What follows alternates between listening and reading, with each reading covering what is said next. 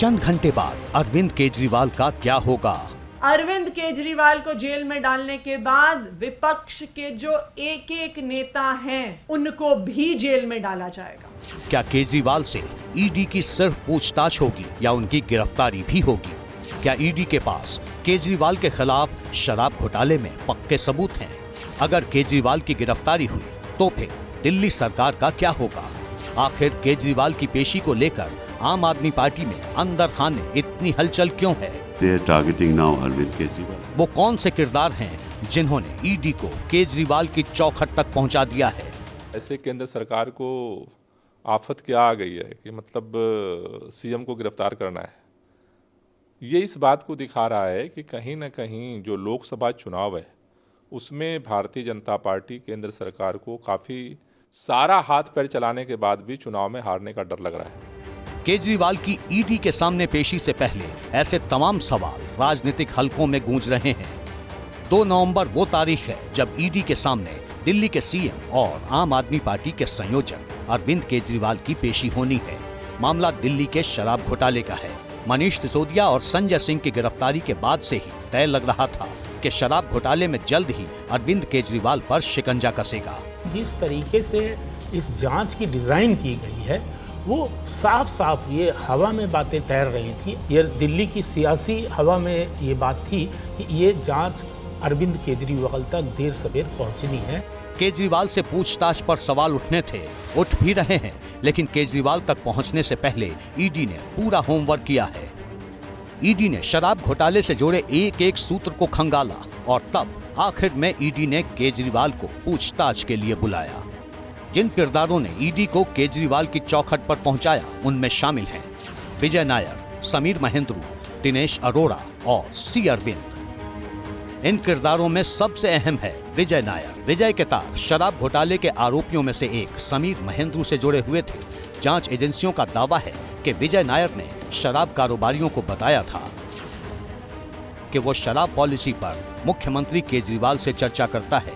आरोप है कि विजय नायर ने आरोपी शराब कारोबारी समीर महेंद्रू की केजरीवाल के साथ मीटिंग फिक्स करवाई थी। विजय नायर ने अरविंद केजरीवाल की समीर महेंद्रू से फेस टाइम ऐप पर बात कराई थी। बातचीत में केजरीवाल ने समीर महेंद्रू को विजय नायर पर भरोसा करने को कहा था। एजेंसियों का दावा है कि बातचीत में विजय नायर को केजरीवाल ने अपना बच्चा बताया था। यानी विजय नायर ही वो मुख्य किरदार है जो शराब लॉबी और केजरीवाल के बीच समन्वय का काम कर रहा था। विजय नायर की केजरीवाल से करीबी और समीर महेंद्रू से उसका कनेक्शन केजरीवाल को कटघरे में खड़ा कर रहा है। जिस तरह से विपक्ष के लोगों को ये टारगेट कर रहे हैं, चाहे वो अभी मिनिस्टर, इन्होंने आपके मिनिस्टर तो आज भी जेल में बैठे हुए हैं। जहाँ बीजेपी राज करती है या उनके दल राज करते हैं वहाँ तो ईडी के दरवाजे बंद हैं और बाकी जहाँ विपक्ष है वहाँ ईडी के दरवाजे खुले। कानून का बहुत भारी दुरुपयोग हो रहा है। इंडिया गठबंधन के एक एक नेता को, जो शीर्ष नेता है, टॉप लीडरशिप है पार्टी की या पार्टी का मेन मुखिया है, मेन अध्यक्ष है, अगर उसे ही पकड़ के जेल में डाल दोगे तो रेस में तो अकेले भाजपा दौड़ेगी और अकेले ही जीत जाएगी। पहला अरेस्ट दिल्ली के मुख्यमंत्री अरविंद केजरीवाल का भाजपा की एजेंसियां करने जा रही हैं। विजय नायर के बाद ईडी को केजरीवाल तक पहुंचाने में अहम किरदार है Sameer Mahendru. Sameer Mahendru Indo spirit limited का मालिक है। समीर महेंद्रू के साउथ ग्रुप से भी लिंक थे। समीर पर साउथ ग्रुप के साथ कोऑर्डिनेशन का भी आरोप है। समीर इस घोटाले के 2 आरोपियों विजय नायर और दिनेश अरोड़ा के साथ मिलकर काम कर रहा था। समीर महेंद्रू ने ही पूछताछ में विजय नायर और केजरीवाल के कनेक्शन का दावा किया और इसी वजह से ईडी ने केजरीवाल को तलब किया। सी अरविंद के बयान के बाद शराब घोटाले में केजरीवाल का नाम सीधे तौर पर जुड़ गया। सी अरविंद ने अपने बयान में कहा था कि मार्च 2021 में सीएम केजरीवाल के घर पर उन्हें ड्राफ्ट ग्रुप ऑफ मिनिस्टर की रिपोर्ट मिली। इस रिपोर्ट में होलसेल डिस्ट्रीब्यूशन निजी हाथों में देने की बात पहली बार सामने आई। सी अरविंद ने बताया कि होलसेल बिजनेस में प्रॉफिट मार्जिन बढ़ाकर 12% करने की जानकारी उन्हें सीएम केजरीवाल के घर पर ही दी गई। सी अरविंद के बयान में सीधे केजरीवाल का नाम आया, इसलिए ईडी ने इस बयान को भी संज्ञान में लिया है। सुप्रीम कोर्ट में हुआ वो बहुत महत्वपूर्ण है, जिसमें कहा गया कि 338 करोड़ का मनी ट्रेल है और मनीष सिसोदिया जी उसकी जानकारी रखते थे। ठीक है, तो ये पहली बार हुआ कि मनीष सिसोदिया उस ट्रेल में, मनी ट्रेल जो है उसमें आ गए। बिल्कुल। उसका फैसला कौन करेगा? मुख्यमंत्री अरविंद केजरीवाल साहब हैं। तो मुझे लगता है कि अब अरविंद केजरीवाल जी की गिरफ्तारी बहुत दूर नहीं, उनका गिरफ्तार होना करीब करीब तय है। दिल्ली में सरकार का क्या होगा? क्या अरविंद केजरीवाल मुख्यमंत्री रहेंगे, इस्तीफा देंगे? ईडी ने जिस चौथे किरदार के बयान को केजरीवाल के खिलाफ आधार बनाया है उसका नाम है दिनेश अरोड़ा।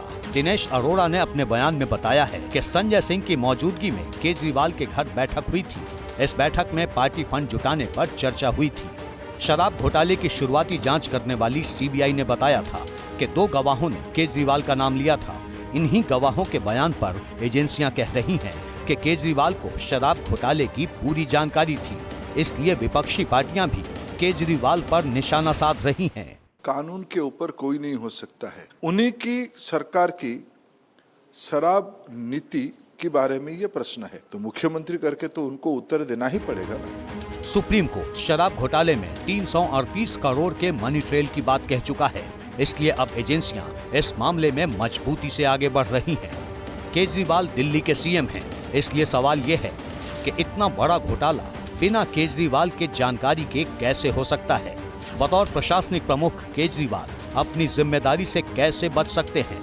ऐसे ही सवालों को लेकर ईडी केजरीवाल से पूछताछ करना चाहती है और यहीं से ये सवाल भी खड़ा हो रहा है कि अगर केजरीवाल गिरफ्तार हुए तो आगे क्या होगा। अगर अरविंद केजरीवाल जेल जाते हैं या अगर गिरफ्तारी होती है उनकी, जैसा कि आशंका आम आदमी पार्टी वाले ही व्यक्त कर रहे हैं, तो आगे लीडरशिप किसके हाथ में रहेगी? ये एक बड़ा यक्ष प्रश्न है। ये सवाल इसलिए है क्योंकि ईडी जानती है कि केजरीवाल सीएम हैं, विपक्ष के सबसे वोकल नेता हैं, सरकार विरोधी प्रमुख चेहरे हैं। ऐसे में आधी अधूरी तैयारी के साथ केजरीवाल को तलब नहीं किया गया होगा।